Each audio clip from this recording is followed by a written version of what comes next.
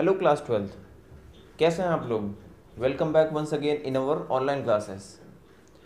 बेटा, हम लोग चैप्टर नंबर 1 कर रहे हैं। इसके पहले हम लोगों ने लेक्चर 1 किया, 2 किया, 3 किया, 4 किया। एक बार लेक्चर नंबर 5 स्टार्ट करने से पहले एक बार फटाफट रिवाइज कर लेते हैं कि अभी तक हम लोगों ने क्या पढ़ा। बहुत इंपॉर्टेंट है कि हमें ये पता होना चाहिए कि क्या हम लोग पढ़ चुके हैं और आज हम लोग क्या पढ़ने वाले हैं। सबसे पहले जो चैप्टर हम लोगों ने स्टार्ट किया, the name of the chapter was electric charge and field. उसमें हम लोगों ने क्या पढ़ा, अबाउट द चार्जेस। दो टाइप के चार्जेस होते हैं, पॉजिटिव एंड निगेटिव। उसके बाद हम लोगों ने डिस्कस किया process of charging.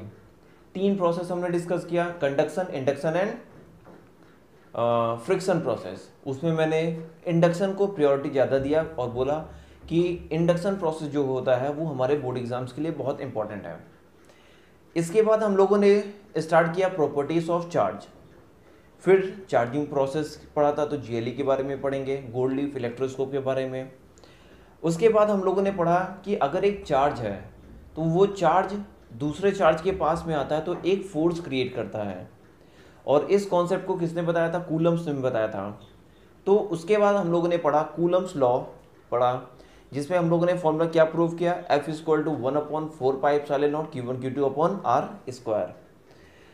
Coulomb's law के बाद हम लोगों ने पढ़ा था इलेक्ट्रिक फील्ड। उसके बाद हम लोगों ने क्या पढ़ा, इलेक्ट्रिक फ्लक्स पढ़ा। फिर लास्ट क्लासेस में हम लोगों ने डिस्कस किया था अबाउट द इलेक्ट्रिक डायपोल। बेटा एक बार डायपोल मैं फिर से एक्सप्लेन कर देता हूं कि what is a dipole. Dipole is a system of a charge. कह सकते हैं ऐसे कि if two charges, two equal and opposite charges are separated by the small distance and that distance is a 2l। अगर दो equal and opposite charge small distance 2l से separate होते हैं तो that is called the dipole. हम लोगों ने dipole के बारे में पढ़ा था। फिर एक डायपोल मूवमेंट फाइंड किया था जिसकी वैल्यू क्या थी, P = Q × 2l। ये हमारा डायपोल मूवमेंट निकालने का फॉर्मूला था। इलेक्ट्रिक फील्ड के केस में हमने PE बता दिया था, मैग्नेटिक फील्ड के केस में PM बताएंगे। बेटा एक चीज़ बहुत अच्छे से समझ लेना कि जो हमारा चैप्टर इलेक्ट्रिसिटी है वो बहुत ही इम्पोर्टेंट है। इम्पॉर्टेंट 2 तरीके से है। द फर्स्ट वन इज़ कि बोर्ड एग्जामिनेशन में इससे बहुत कुछ पूछता है। इलेक्ट्रिसिटी चैप्टर से बहुत क्वेश्चन पूछते हैं, नियर अबाउट 18 to 19 मार्क्स का इस तीनों चैप्टर से आता है। पहला चैप्टर, दूसरा चैप्टर, थर्ड चैप्टर, तीनों चैप्टर को मिला के 18 to 19 मार्क्स कंसिडर करता है। नेक्स्ट, अगर हमने इलेक्ट्रिसिटी बहुत अच्छे से पढ़ लिया तो मैग्नेट हमें बहुत अच्छे से आ जाएगा, क्योंकि इलेक्ट्रिसिटी का सारा कॉन्सेप्ट एक बार फिर से मैग्नेट में रिपीट होगा। तो बेटा इलेक्ट्रिसिटी चैप्टर थोड़ा अच्छे से पढ़ना, और बहुत ही इंपॉर्टेंट चैप्टर भी है। इसके पहले लास्ट क्लास में हम लोगों ने क्या डिस्कस किया था, about the electric field on the axial direction of a dipole. क्या हमने डिस्कस किया था कि अगर एक ये डायपोल है तो इसके मिड पॉइंट से स्मॉल x डिस्टेंस पर अगर एक हम पॉइंट P सपोज कर ले रहे हैं, इस पॉइंट ये स्मॉल x डिस्टेंस पर है, then what amount of electric field will be generated, कितना इलेक्ट्रिक फील्ड जनरेट होगा। इलेक्ट्रिक फील्ड का जो फॉर्मूला था वो क्या था, E = 1/4πε0 × 2p/r³। ये फाइनल फॉर्मूला हम लोगों ने डिराइव किया था कि इलेक्ट्रिक फील्ड का फॉर्मूला क्या था, 1/4πε0 2p/r³। आज हम लोग डिराइव करने वाले हैं, एक छोटा सा डेरिवेशन करेंगे, बहुत ही इंपॉर्टेंट डेरिवेशन है, छोटा है लेकिन बहुत इंपॉर्टेंट है। The electric field at the equatorial region of the dipole. देखो कैसे ये होता है, इसको मैं इरेज कर दे रहा हूं, एक बार फिर से स्टार्ट करते हैं। सपोज दैट आज का जो टॉपिक हम लोग स्टार्ट करने जा रहे हैं वो क्या है, electric field at the axial तो हो गया, equatorial region of dipole. Dipole के इक्वाटोरियल रीजन पर इलेक्ट्रिक फील्ड की वैल्यू क्या होगी।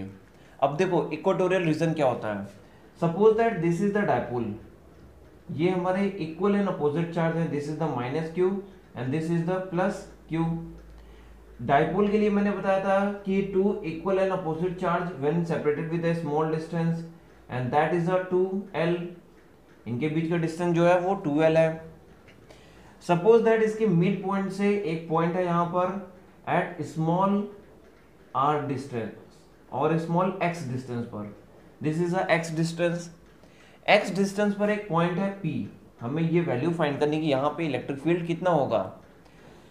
सबसे पहले हम क्या करेंगे, इसको हम मीट करा दे रहे हैं। बेटा बहुत ध्यान समझना, बहुत इंपॉर्टेंट डेरिवेशन है, ये बहुत बार आया है एग्जाम्स में, बोर्ड एग्जाम्स में। हमने इसको मीट करा दिया लाइक दिस, ये इसको ऐसे, okay. This whole distance is a 2l, then here it will be the l and this will be also l, क्योंकि मिड पॉइंट से हमने फाइंड किया था। तो इसको हम इरेज कर दे रहे हैं, इसकी जरूरत नहीं है, इसको हमने इरेज कर दिया। Now what will B this distance, अगर हम इस पे पाइथागोरस अप्लाई करते हैं, ये राइट एंगल ट्रायंगल है, अगर हम पाइथागोरस अप्लाई करते हैं तो पाइथागोरस क्या हो जाएगा, under root X square plus L square, ये हो जाएगा। क्योंकि पाइथागोरस थ्योरम क्या होता है, hypotenuse square equal to base square plus perpendicular square. Now this is a positive charge and electric field due to the positive charge is always in a outward direction. मैंने बताया था कि positive charge की वजह से, last class में मैंने बताया था, जिन्होंने नहीं देखा है वीडियो एक बार जाकर के वहां चेक कर लें। मैंने बताया था कि लास्ट क्लास में कि electric field due to the in a outward direction due to the positive charge, sorry, electric field due to the positive charge is always in a outward direction, हरदम बाहर की तरफ होता है, और निगेटिव चार्ज की वजह से इनवर्स होता है। तो इस पॉजिटिव चार्ज की वजह से इलेक्ट्रिक फील्ड की डायरेक्शन क्या हो जाएगी, it will be like this, E due to the plus Q charge, plus Q charge की वजह से आउटवर्ड्स हो जाएगा, and because of the minus Q charge the direction will be like this, inverse, electric field due to the minus Q charge. What will be the resultant of these two electric field? The resultant will be in this direction. इस direction में resultant होगा ये total electric field and the value of the total resultant electric field, total electric field will be like this. इसको ऐसे represent करेंगे, electric field E को इससे represent करेंगे, E plus Q cos theta plus E minus Q cos theta. अब देखो cos theta क्यों हो जाएगा, if this angle is a theta then this will be also theta. Why, because of this one is, these both are parallel, this one and this one is parallel and this one is the transversal। अगर ये theta है, अगर ये angle theta है, theta, तो ये भी angle क्या हो जाएगा, थीटा हो जाएगा। तो जिसके साथ एंगल ड्रॉ करता है उसके साथ cos थीटा, ये जिसके साथ एंगल ड्रॉ करेगा this will be the cos theta. Okay, hope so इतना क्लियर होगा। अब बात आती है कि सबसे पहले cos थीटा की वैल्यू फाइंड कर ले। What is the value of cos theta? cos theta in this case, cos theta is always base upon hypotenuse, base is here L upon hypotenuse is here under root x square plus L square, or we can say L upon x square plus L square की power 1/2। इतना समझ में आया होगा सबको, ठीक है? इतना बहुत इजी टर्म था, इतना इजीली समझ में आया होगा सबको। अब बात आती है कि electric field due to the positive charge and negative charge की वजह से इलेक्ट्रिक फील्ड क्या होगी। Electric field due to the plus Q charge, it will be 1/4 pi epsilon naught into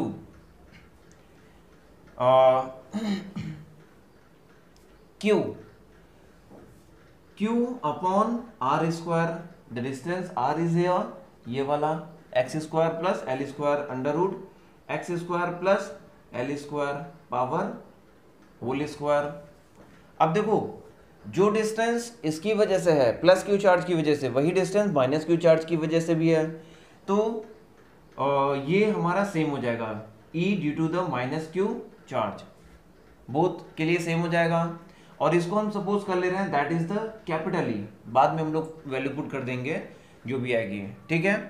तो फाइनल इलेक्ट्रिक फील्ड का फॉर्मूला क्या हो जाएगा, कैपिटल ई, इसको टी सपोज कर लो, E total, final electric field will be E cos theta plus E cos theta and this will be 2e cos theta, दोनों add हो जाएगा, 2e cos थीटा हो जाएगा। Put the value, 2e is here, अभी हम plus minus को consider नहीं कर रहे हैं, ठीक है। e is here 1/4 pi epsilon naught into q upon, इसका स्क्वायर करेंगे x square plus l square, ये cos थीटा की value l upon x square plus L square की पावर 1/2, बेस सेम है, here nothing is here, so power is 1, base same है, power will be added, तो ये क्या हो जाएगा, ये हो जाएगा 1/4 pi epsilon naught into 2q into L, 2q into L, ये हमारा डायपोल मूवमेंट हो जाएगा। Here will be x square plus L square की पावर 3/2, ये डायपोल मूवमेंट हो गया। तो here final formula will be here 1/4 pi epsilon naught into p upon x square plus L square की power 3/2। This is the final formula for finding the electric field, ये total electric field find करने का final formula है। अब देखो एक condition इसमें ये भी हो सकता है, क्या कंडीशन हो सकता है कि this value L is a very smaller in comparison to the x, ये x के कंपैरिजन में L बहुत स्मॉलर है। इफ, एक यहाँ पे स्टार बना के लिखेंगे, if L is much smaller than x then L square will also be much smaller than x square, उसका स्क्वायर वैल्यू भी बहुत छोटा होगा, so L square can be neglected. So final electric field, total electric field क्या हो जाएगा, 1/4 pi epsilon naught into p upon x square की power 3/2, x square की power 3/2, 2 and 2 is cancel out, so final formula will here 1/4 pi epsilon naught into p upon x की power 3। This is the final formula for finding the electric field, electric field निकालने का final formula है, ठीक है। इसको ये total electric field find करने का फाइनल फॉर्मूला, ओके। सो ये हमारा है। अब इसकी यूनिट क्या होगी, इसकी यूनिट हमारी जो इलेक्ट्रिक फील्ड की यूनिट है वही हम यहाँ पे पुट कर देंगे, ठीक है। सो ये हमारा डेरिवेशन था, एक छोटा सा derivation, electric field due to the electrical dipole on the condition of equatorial region. अगर इस डायपोल से परपेंडिकुलर पे इलेक्ट्रिक फील्ड हमें फाइंड करना है तो कितनी इलेक्ट्रिक फील्ड होगी वो हम यहाँ पे निकाल लेंगे। सबसे पहले हमने क्या किया, हमने एक बार फिर से इसको रिवाइज करा दे रहे हैं, हमने क्या किया, एक डायपोल लिया। What is the distance between the dipole, the length is 2l। इसके मिड पॉइंट से स्मॉल x डिस्टेंस पर एक पॉइंट P लिया जहाँ पे हमें इलेक्ट्रिक फील्ड फाइंड करनी है। The electric field due to the positive charge is in a outward direction. The electric field due to the negative charge is in inward direction. Plus Q charge की वजह से इस पे total electric field का formula ये E total है, total electric field को E total लिख लेंगे। प्लस Q चार्ज की वजह से इधर क्या हो जाएगा, E cos theta, and minus Q charge की वजह से क्या हो जाएगा, E cos थीटा अगेन। तो टोटल इलेक्ट्रिक फील्ड क्या हो जाएगा, ET equal to E plus Q cos theta, E minus Q cos theta. But the value of the both plus q and minus q will be the same, सिर्फ plus और minus sign का difference होगा। तो यहाँ पे हमने capital E suppose कर लिया, तो यहाँ पर क्या हो जाएगा, E cos theta plus E cos theta, that is the 2E cos theta. 2E की वैल्यू हमने क्या रख दिया, ये वैल्यू रख दिया, और cos थीटा की वैल्यू पुट कर दिया यहाँ से। cos थीटा क्या होता है, बेस अपॉन हाइपोटेनस, हमने बेस अपॉन हाइपोटेनस पुट किया। 2q इंटू एल एक साथ कर लिए, बेस सेम है, पावर ऐड हो जाएंगी, हमने पावर को ऐड कर दिया, 1 + 1/2 3/2। Now 2q into L is the P dipole movement, यहाँ पर मैंने किया डायपोल मूवमेंट P हो जाएगा and this will be here. If one condition is here, if the value of x is much greater than L, so x square will be much greater than L square, so L square can be neglected, यहाँ से L square को remove कर दो तो power x square की power 3/2 हो जाएगा, 2 2 is cancel out, the whole power will be the 3। This is the final formula for finding the electric field. Hope so ये समझ में आया होगा। You can note down from here, note down कर लो, फिर आगे बढ़ते हैं। ठीक है, ओके नाउ होप सो सबने ये नोट कर लिया होगा। ठीक है, चलो आगे देखते हैं कि आगे क्या है। अच्छा, इस डायपोल का सिग्निफिकेंस क्या होता है, मतलब क्या होता है? डायपोल हम लोग पढ़ते क्यों हैं? डायपोल मतलब when two poles are coinciding with each other. देखो, अगर हमें पता है कि कोई भी एटम हो उसमें क्या होते हैं, दो चार्जेस होते हैं। The first one is a positive and second one is a negative.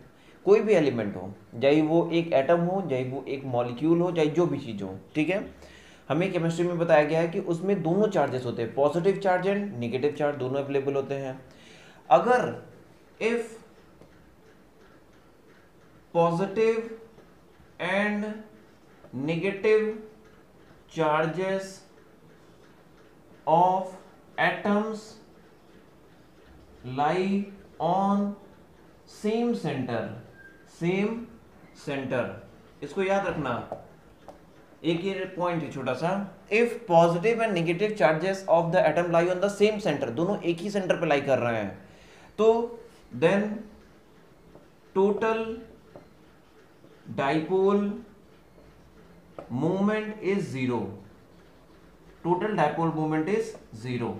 इसका टोटल डाइपोल मूवमेंट जीरो होगा, कोई ना कुछ भी डाइपोल मूवमेंट कंसीडर नहीं किया जाएगा। जैसे फॉर एग्जांपल CO2 एग्जांपल है, CO2 कार्बन डाइऑक्साइड, इसके सेंटर लाई करते हैं तो इस पर टोटल डाइपोल मूवमेंट जीरो होगा।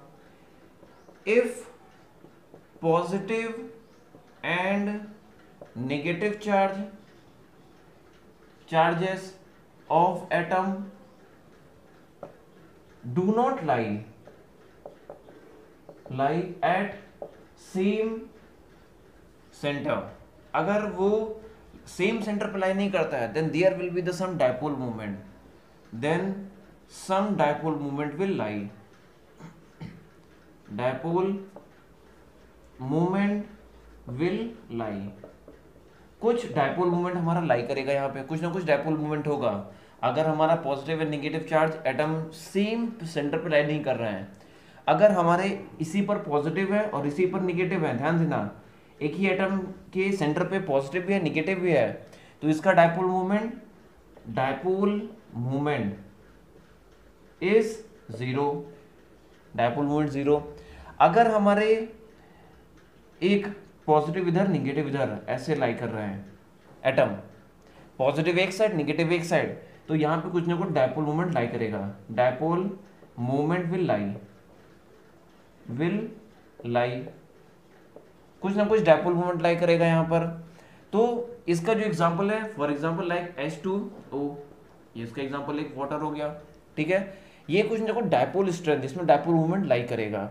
तो ये कुछ फिजिकल सिग्निफिकेंस है कि कोई भी एलिमेंट में डायपोल स्ट्रेंथ होता है या नहीं होता है, तो वो हमारा पॉजिटिव और नेगेटिव चार्ज का सिचुएशन लाई करता है। अभी आगे जब हम लोग पढ़ेंगे मैग्नेट पढ़ेंगे तो वहाँ पे मैग्नेटिक प्रॉपर्टी गेन करेगा। तो जिनके पास जीरो डायपोल स्ट्रेंथ होती है उनमें कोई भी मैग्नेटिक प्रॉपर्टी नहीं होती है। इसी के बेसिस पे आगे हम डिफाइन करेंगे कि कितने टाइप्स ऑफ मैग्नेटिक मटेरियल होते हैं, डायमैग्नेटिक, पैरामैग्नेटिक, फेरोमैग्नेटिक। तो आगे हम इसको यूज करेंगे। तो अभी इसको बस इतना याद रखना कि जिनके सेम सेंटर पे लाई करते हैं तो डायपोल स्ट्रेंथ जीरो होता है, अगर सेम सेंटर पे लाई नहीं करेंगे तो कुछ ना कुछ डायपोल मूवमेंट होगा। बेटा ये फिगर ध्यान रखना, ये फिगर अभी एनसीईआरटी में आगे फिर से मिलने वाला है। जब मैग्नेट चैप्टर आएगा तो वहाँ पे ये फिगर वहाँ पे फिर मिलेगा, तो ध्यान रखना है, वहाँ से हम यहाँ पे कोरिलेट कराएंगे। ठीक है, इसको नोट डाउन कर लो, फिर आगे बढ़ते हैं नेक्स्ट टॉपिक की तरफ, देखते हैं कि नेक्स्ट टॉपिक क्या है। ओके, सो ये था हमारा डायपोल। डायपोल की वजह से हमने कुछ इलेक्ट्रिक फील्ड फाइंड किया था।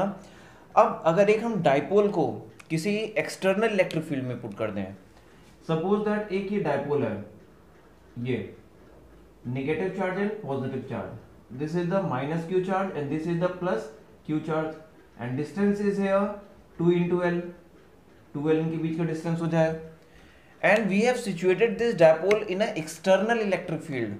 कुछ एक्सटर्नल इलेक्ट्रिक फील्ड में हमने इसको डायपोल को सिचुएट कर दिया लाइक दिस, ये एक एक्सटर्नल इलेक्ट्रिक फील्ड है, ठीक है। डाइपोल को हमने सिचुएट कर दिया। अब देखो हमारे इलेक्ट्रिक फील्ड इधर से क्रिएट हो रही हैं, तो इलेक्ट्रिक फील्ड मैंने क्या बताया था, पॉजिटिव चार्ज आउटवर्ड्स क्रिएट करती हैं और निगेटिव चार्ज क्या होता है, इनवर्ड्स होती है। यानी अगर हमारे इलेक्ट्रिक फील्ड इधर से इधर मूव कर रही हैं, so it means here we have a positive charge, ये हमारा पॉजिटिव चार्ज है और ये हमारा नेगेटिव चार्ज है, तभी इलेक्ट्रिक फील्ड की डायरेक्शन लेफ्ट टू राइट है। ठीक है, left to right electric field होने का मतलब क्या होता है कि positive charge is situated here and negative charge is here. अब देखो पॉजिटिव चार्ज है और ये नेगेटिव चार्ज है, तो इसको अट्रैक्ट करेगा।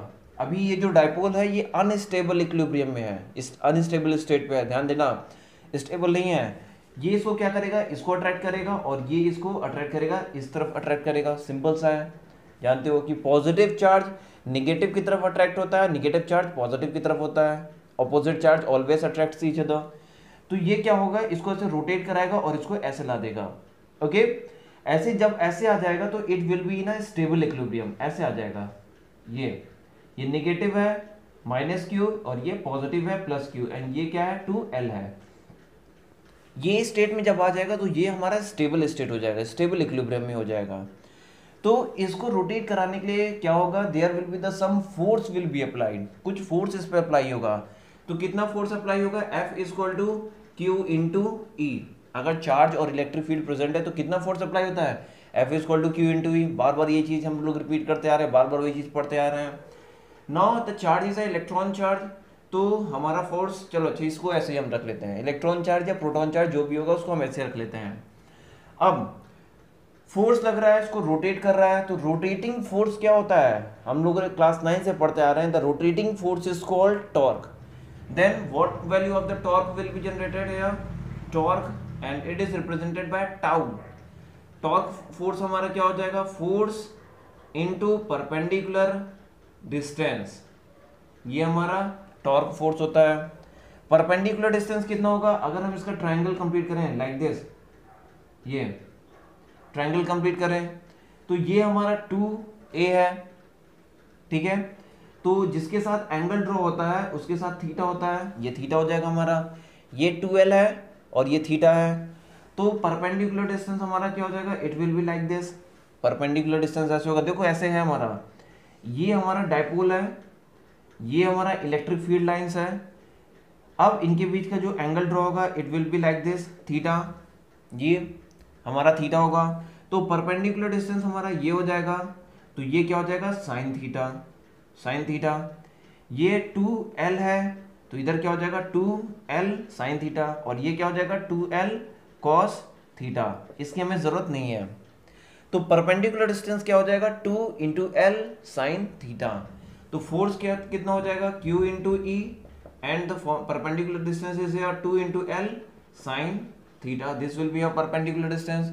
अब फिर से 2Q इंटू एल एक साथ ले लेंगे, 2Q इंटू एल एक साथ ले लिए, E sine theta, this is the dipole strength. ये क्या हो जाएगा P into E into sine theta, torque. अब देखो P इंटू ई साइन थीटा, क्लास 11 में हम लोगों ने पढ़ा था the chapter, the name of the chapter is a vector. In the case of the vector we have studied there, always sin theta is used in a cross product. So what will be the formula for final here, tau is equal to P cross E. This is the final torque that is created when the dipole is situated in an external electric field. When the dipole is situated in an external electric field, the torque tau or torque is the P into E sin theta or P cross E. This is the torque in the case of a dipole. Okay, so ये हमारा stable equilibrium और unstable equilibrium, ध्यान देना, this condition is the stable equilibrium, अभी इसका use magnet में भी होगा, stable equilibrium, and this one is the unstable equilibrium, unstable case में आ जाएगा, ये हमारा स्टेबल केस हो जाएगा, और this one will be the unstable case. That clear to everyone? इसको नोट डाउन कर लो, फिर आगे बढ़ते हैं नेक्स्ट टॉपिक की तरफ, देखते हैं कि नेक्स्ट टॉपिक हमारा क्या है। ओके, अब जो हमारा नेक्स्ट टॉपिक है वो हमारा चार्ज डिस्ट्रीब्यूशन है। बेटा ये चार्ज डिस्ट्रीब्यूशन जो टॉपिक है ये सिर्फ यूज़ होगा। अभी इसके बाद हम लोग लास्ट टॉपिक, इसके बाद जो भी हमारा लास्ट टॉपिक बचा है that is the Coulomb's law. Coulomb's law हमारा लास्ट टॉपिक बचा हुआ है, Coulomb's law and its application. फिर हमारा चैप्टर नंबर 1 कंप्लीट हो जाएगा। फिर हम लोग करेंगे एनसीईआरटी के एग्जांपल्स करेंगे, फिर क्वेश्चन। एग्जांपल्स मोस्टली हम लोगों ने कर लिए हैं। इसके बाद हम लोग एक्सरसाइज पे जाएंगे, एनसीईआरटी की एक्सरसाइज करेंगे। ओके, तो नेक्स्ट कॉन्सेप्ट है हमारा चार्ज डिस्ट्रीब्यूशन। चार्ज डिस्ट्रीब्यूशन,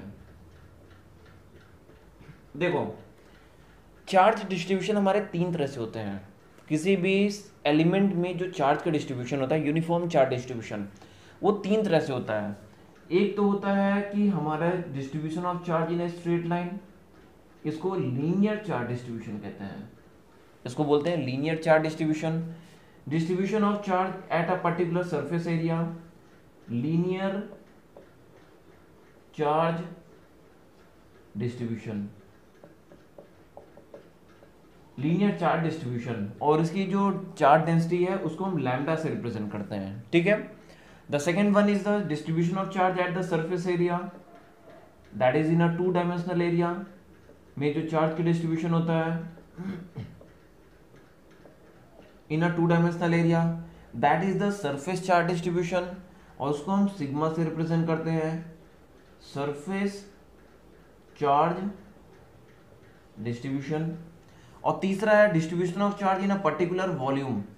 हम एक वॉल्यूम में अगर चार्ज का डिस्ट्रीब्यूशन कर दें लाइक दिस, पर्टिकुलर वॉल्यूम में, this is the volume charge distribution, volume charge distribution.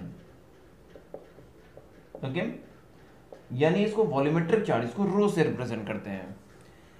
तो ये 3 तरह से चार्ज का हमारा डिस्ट्रीब्यूशन होता है। The distribution of charge in a line, that is called the linear charge distribution. Distribution of charge in a surface area, that is called the surface charge distribution. And distribution of charge in a volume, particular volume, that is called the volumetric charge distribution. So linear charge distribution, linear charge distribution is represented by the lambda, and that is the lambda से इसको represent करेंगे और इसको हम बोलेंगे linear charge distribution. एक चीज, अच्छा रुको एक सेकेंड जरा, लीनियर चार्ज डिस्ट्रीब्यूशन, इसको द डिस्ट्रीब्यूशन, अगर डेफिनेशन पूछी जाए कि what is the definition of linear charge distribution, तो हम बोलेंगे the distribution of charge in a particular line is called the linear charge distribution. अगर चार्ज यहाँ पर डेल्टा क्यू है, then what will be the linear charge distribution, delta Q upon delta L. यानी एक particular हम length ले लेंगे कि इस पर्टिकुलर लेंथ में डेल्टा एल लेंथ में कितना चार्ज डिस्ट्रीब्यूटेड है, इस पर्टिकुलर डेल्टा एल लेंथ में हमारा कितना चार्ज डिस्ट्रीब्यूटेड है, that is called the linear charge distribution, and that is represented by the lambda is equal to delta q upon delta L. In the case of the surface charge distribution, surface charge distribution, in case of surface charge distribution, sigma is equal to delta q upon delta S, and delta S is the particular surface area. एक surface area हम ले लेंगे like this, this is called delta S. In case of volume charge distribution, volume charge distribution, volume charge distribution, delta rho is equal to delta q upon delta v. ये हमारा हो जाएगा volumetric charge distribution. And here we have a particular volume like this, एक particular volume होगा जो हमारा ये क्या हो जाएगा, डेल्टा v है। तो बेटा ध्यान रखना कि आगे अभी जो कूलम्स लॉ हम लोग नेक्स्ट टॉपिक पढ़ेंगे, जिसके बाद टॉपिक आने वाला है कूलम्स लॉ, वहां पे जब इसके एप्लीकेशन करेंगे तो वहां पे इसका यूज करेंगे। कहाँ का यूज करेंगे, for finding the value of delta Q equal to lambda delta L, इसका यूज करेंगे। Delta Q equal to sigma delta S, इसका यूज करेंगे the value of delta Q, and delta Q equal to rho delta V, इसका use करेंगे। इन तीनों terms का use करेंगे वहां पर हम लोग चार्ज डिस्ट्रीब्यूशन को फाइंड करने के लिए, तो वहां पे हम लोग इसका यूज करेंगे। ओके, सो आज की क्लास में इतना ही।